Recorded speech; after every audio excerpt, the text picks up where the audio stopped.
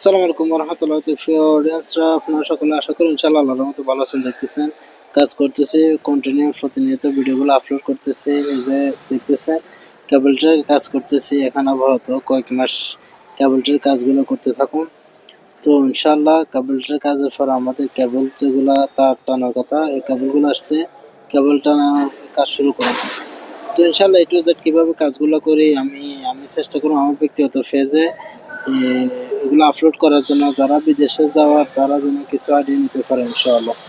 আমি ভিডিওগুলো আপলোড করার মূলত উদ্দেশ্য হচ্ছে, দেখতেছেন এই যে কেবলটাগুলো আমি করতেছি, এগুলো ডিজাইন করা থাকে ম্যাপের মাধ্যমে। ডিজাইন অনুযায়ী আমি কাজগুলো করি, কিন্তু প্রত্যেকগুলোর আলাদা আলাদা মাপ আছে। কিন্তু অনেক সময় ডিজাইন অনুযায়ী আমরা কাজ করি, অনেক সময় ডিজাইন অনুযায়ী কাজ করতে পারি না কিছু কিছু সমস্যার কারণে। দেখতেছেন ছাদের উপর কি এক অবস্থা, সিলিংয়ে সব ডাক্ট এসির এবং এক্সস্ট ফ্যানের।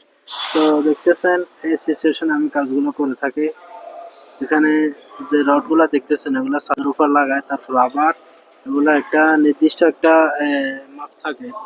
তো মাপের পরে আবার আমি এগুলোকে বড় করি, দেখতেছেন এগুলোকে বড় করে এভাবে কানেকশনগুলো দিই রডগুলো। তো দেখতেছেন এটা ছাদটা কিন্তু খুব উঁচা, কেননা এখানে প্রত্যেকটা রুম আলাদা আলাদা।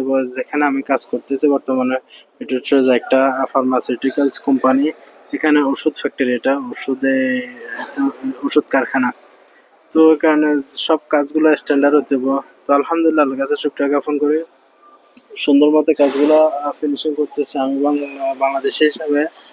তো সকলে দোয়া করবেন ইনশাআল্লাহ, অবশ্যই সাপোর্ট করবেন। আর যে টিপিক্যাল আমি টিপসগুলো দিতেছি সিম্পলি, আসলে এখনো গর্জিয়াস কোনো ইনশাআল্লাহ কোনো করি নাই। আল্লাহ যদি বাসা করুম ইনশাআল্লাহ টিপস কিভাবে দেয় এগুলা আপনাদেরকে শেখাবো। তো অবশ্যই সকলে ফলো করে রাখবেন পেজ।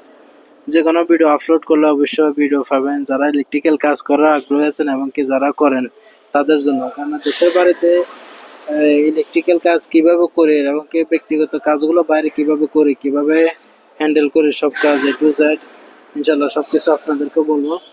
তো অবশ্যই সকলে ফলো করে পাশে থাকবেন ইনশাআল্লাহ। আসসালামু আলাইকুম ওয়া রাহমাতুল্লাহি ওয়া বারাকাতুহু।